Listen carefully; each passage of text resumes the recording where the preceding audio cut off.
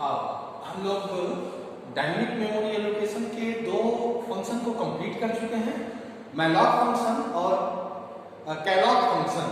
अब जो third function है रीएलॉक फंक्शन, उसके कॉन्सेप्ट को देखते हैं, ठीक है, क्योंकि चार फंक्शन की बात हुई है, मैलॉक, कैलॉक, रीएलॉक एंड फ्री। तो थर्ड फंक्शन के कॉन्सेप्ट को यहां पर देखेंगे, रीएलॉक। रीएलॉक मतलब रीएलोकेशन, ठीक है, यानी इसका मतलब यह है कि अगर मैलॉक और कैलॉक फंक्शन का यूज करते हुए हमने मेमोरी में कोई वेरिएबल बनाया है, अब उस वेरिएबल को जब हम प्रोग्राम में यूज कर रहे हैं, क्योंकि रन टाइम पे मेमोरी एलोकेट हो रही है और डायनेमिक मेमोरी एलोकेशन के जो चारों फंक्शन हैं वो रन टाइम पे ही काम करते हैं, तो काम करते करते कोड करते हुए जो वेरिएबल हमने मैलॉक या कैलॉक के थ्रू बनाया है उसकी साइज को अगर हम कम या ज्यादा करना चाहें, अगर जैसे मान लीजिए मैलॉक के थ्रू हमने 10 बाइट का एक वेरिएबल बनाया है, अब हमको प्रोग्रामिंग करते समय नीड आ रही है कि उस पर्टिकुलर वेरिएबल की साइज 10 से 20 कर दें या 10 से 5 कर दिया जाए, क्योंकि उसका जो रेस्ट पार्ट है हम किसी और प्रोग्रामिंग में यूज कर पाए। तो इस समय हम रीएलॉक फंक्शन का काम या रीएलॉक फंक्शन को कॉल करके उस बने हुए मैलॉक या कैलॉक के थ्रू वेरिएबल के साइज को रीसाइज करते हैं। फाइन, तो रीएलॉक फंक्शन के कॉन्सेप्ट को आप समझे हैं कि किसी भी मैलॉक कैलॉक के थ्रू बने हुए वेरिएबल के साइज को कम या ज्यादा अगर हमें करना होगा रन टाइम पर, तो हम रीएलॉक फंक्शन का यूज करेंगे।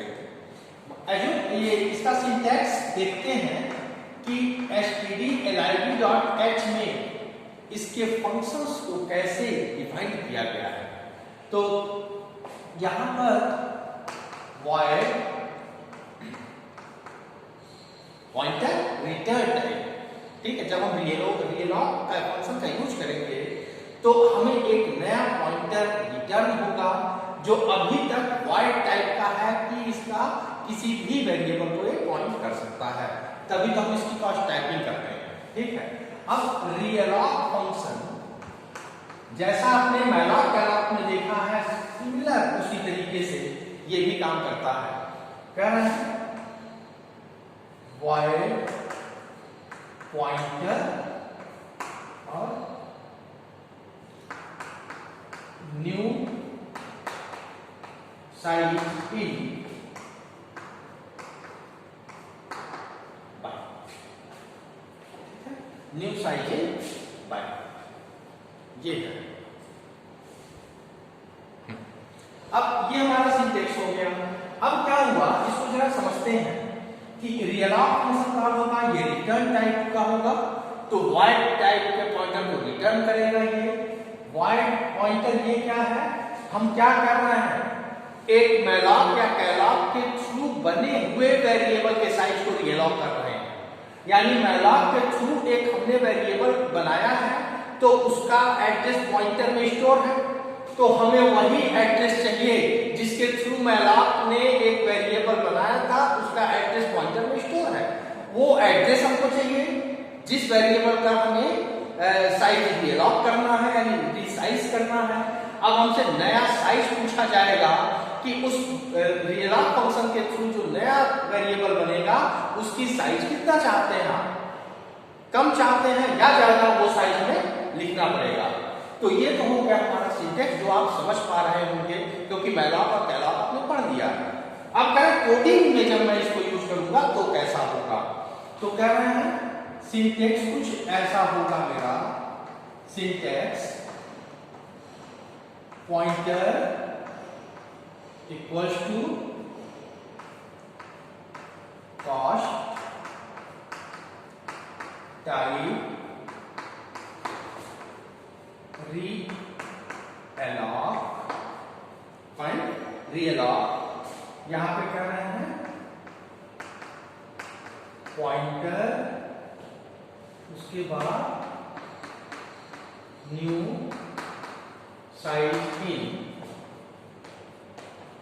बाइट। समझ पाए आप? ये क्या हुआ, इसको थोड़ा समझते हैं। रियल फंक्शन का हमने यूज किया, अब क्या हुआ, वो पॉइंटर यानी ये पॉइंटर कौन सा, ओल्ड पॉइंटर, जो मैलॉक या कैलॉक के थ्रू जो वेरिएबल बनाया था, उस वेरिएबल का एड्रेस हमने पुराने वाले पॉइंटर में स्टोर किया है, उसी वेरिएबल के साइज को हमें बदलना है। तो मैं कह रहा हूं कि अब नया साइज क्या होगा, जिसका एड्रेस पुराने वाले पॉइंटर ने होल्ड किया है। अब उसने जब साइज चेंज किया तो उसने क्या किया, एक और पॉइंटर रिटर्न किया। यहां देखिए जो सिंटेक्स डिफाइन किया गया है, रियल फंक्शन कॉल करने के बाद एक पॉइंटर रिटर्न हो रहा है, तो वो रीसाइज करने के बाद जो नया पॉइंटर होगा, यानी पहले ब्लॉक का एड्रेस होगा, वो इस पॉइंटर में जाकर स्टोर होगा।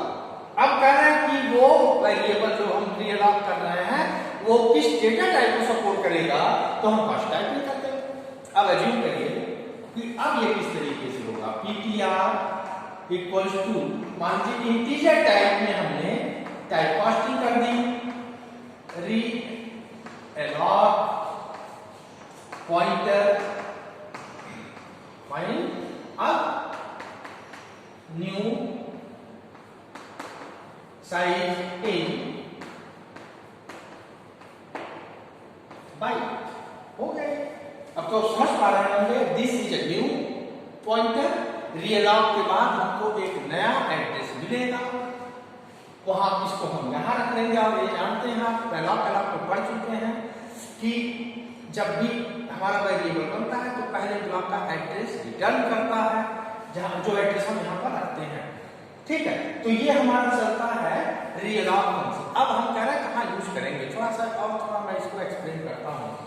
मान लीजिए कि मैलॉक के थ्रू एक फंक्शन बना है ptr फाइंड, वो इंटीजर टाइप का है, ठीक है।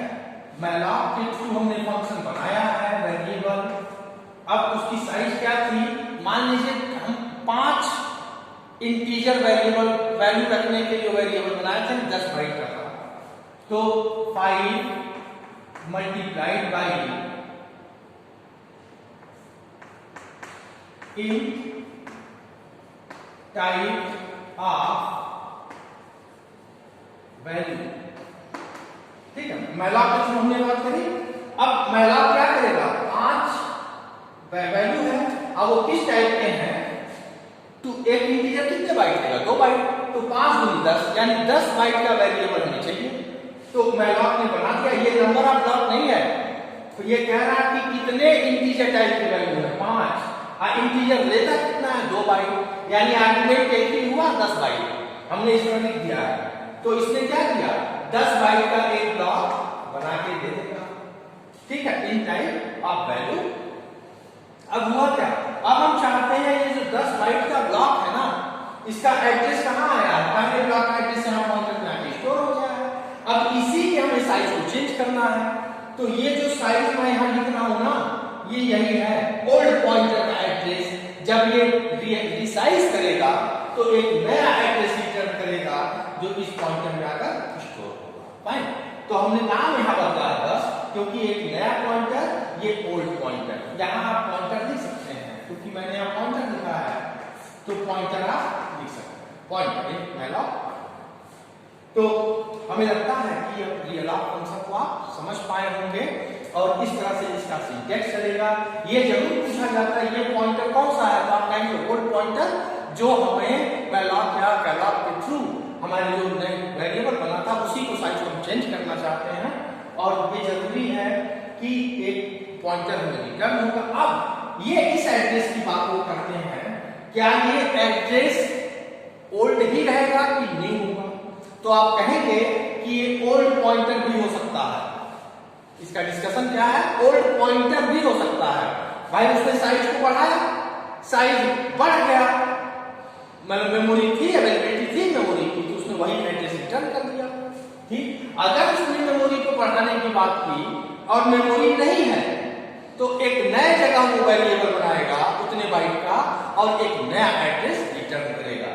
तो ये ओल्ड पॉइंटर भी हो सकता है, न्यू पॉइंटर भी हो सकता है, मतलब नया भी एड्रेस हो सकता है, हो सकता है पुराना एड्रेस रिटर्न करेगा, ठीक है, क्योंकि ये तो लॉजिकल एड्रेस है। तो आप शायद इस बात को समझ गए होंगे कि रियल फंक्शन कैसे काम करता है, राइट। अब थोड़ा और आगे बढ़ते हैं। फ्री फंक्शन, आखिरी जो हमारा फंक्शन है फ्री फंक्शन, उसको देखते हैं।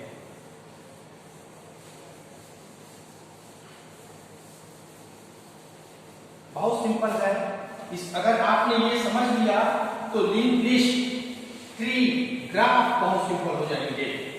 तो ये समझना जरूरी है, तब तो हम लिंक लिस्ट पे आगे काम कर पाएंगे, क्योंकि ये चारों फंक्शन जो प्री डिफाइंड फंक्शन है इनको जानना बहुत जरूरी है। अब लास्ट है हमारा फ्री फंक्शन। फ्री फंक्शन क्या कर रहा है कि मैलॉक, कैलॉक और रीएलॉक के थ्रू बने हुए वेरिएबल को मेमोरी से फ्री कर देना, मतलब डिलीट कर देना। क्योंकि आपने डेटा तो हटा दिया, लेकिन मेमोरी में वेरिएबल बना हुआ है, तो कोई यूजर यूज नहीं कर पाएगा, क्योंकि उसका एड्रेस आपके पास है, उस पॉइंटर के पास है। तो जब तक आप फ्री नहीं करेंगे, नया कोई यूजर उस वेरिएबल को एक्सेस नहीं कर पाएगा, क्योंकि उसको तो एड्रेस नहीं पता है। और जब तक पॉइंटर वाला एड्रेस पता नहीं होगा, हम उस पर्टिकुलर वेरिएबल को एक्सेस नहीं कर पाएंगे। तो कह रहा है कि मैलॉक, कैलॉक या रीएलॉक फंक्शन के थ्रू बने हुए वेरिएबल को मेमोरी से फ्री करने के लिए हम फ्री फंक्शन को कॉल करते हैं। तो कहना सिंटैक्स कैसा होगा, ठीक, सिंटैक्स कैसा होगा। तो हमारे हेडर फाइल्स में सिंटैक्स ऐसा डिक्लेयर हुआ है, फ्री void पॉइंट, क्या है जो वाइड पॉइंटर था ना, जो पॉइंटर जहां पे एड्रेस है मैलॉक या कैलॉक या रीएलॉक के थ्रू बने हुए उस वेरिएबल के एड्रेस को हम वाइड पॉइंटर कहते हैं, क्योंकि आप इसको समझ गए हैं। कह रहा कोड में कैसे करेंगे, जब हम कोडिंग करेंगे तब कह रहा उसका सिंटैक्स ऐसा होगा, फ्री पॉइंटर। हम उस पॉइंटर को जानेंगे, इसमें क्या है, एड्रेस है, उस पर्टिकुलर बने हुए वेरिएबल के पहले ब्लॉक का एड्रेस है। जैसे ही मैं उस वेरिएबल का एड्रेस यहां दूंगा, वो फ्री कर देगा, क्योंकि इस फंक्शन को कॉल किया गया, हेडर फाइल में डिक्लेयर है, और वो उस पर्टिकुलर वेरिएबल को बने हुए को फ्री कर देगा। जैसे मान लीजिए हमने 10 बाइट का एक वेरिएबल बना लिया है, इसका एड्रेस है 50, यहाँ पे पॉइंटर है हमारा ptr, यहाँ पे क्या है 50 है। अब इससे हम क्या जान रहे हैं कि इस बने हुए वेरिएबल का एड्रेस पॉइंटर के पास है 50। अगर हमको 50 पता होगा तब तो हम इस वेरिएबल को एक्सेस कर पाएंगे, नहीं पता होगा तो नहीं एक्सेस कर पाएंगे। इसीलिए रन टाइम पे डायनेमिक मेमोरी एलोकेशन जब भी वेरिएबल बनाता है, एक पॉइंटर रिटर्न करता है, यानी एड्रेस रिटर्न करता है, उस एड्रेस को हम पॉइंटर में रखते हैं। अब इस वेरिएबल को हमारा यूज नहीं है, हम इस पे काम कर चुके हैं, अब हम इसको हटा देना चाहते हैं। अगर फ्री नहीं करता हूं तो मेरी वेरिएबल ये बना रहेगा, तो इसको कोई यूज भी नहीं कर पाएगा। तो हम काम ये है कि जब हमारा काम हो गया, हमने काम को कर लिया है, तो हम इस बने हुए वेरिएबल को फ्री करते हैं, ताकि कोई और यूजर इसको यूज कर पाए। तो करेगा क्या, फ्री क्या है इस पॉइंटर में 50, तो 50 वाला जो एड्रेस है वो फ्री हो जाएगा, ये वेरिएबल खत्म हो जाएगा। अगर कोई नया यूजर नया वेरिएबल बनाएगा तो इस वेरिएबल को यूज कर पाएगा। तो फ्री फंक्शन इतना ही है। अब आप चारों फंक्शन को समझ पाए हैं, इस फंक्शन को देख कर समझिएगा, उसके बाद हम लोग लिंक लिस्ट पर इस काम को आगे बढ़ाएंगे, और ताकि प्रोग्रामिंग आसानी से हम समझ पाए। तब तक के लिए बाय बाय।